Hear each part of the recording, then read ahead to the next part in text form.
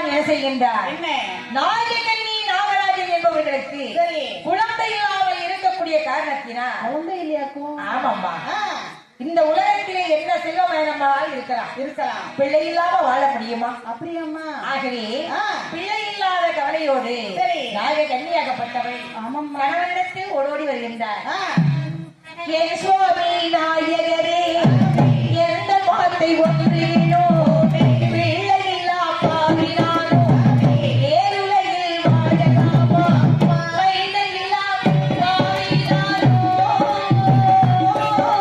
பாவினானோ நாயகரே என்னவளே மாநீரத்தில் வாழலாமா.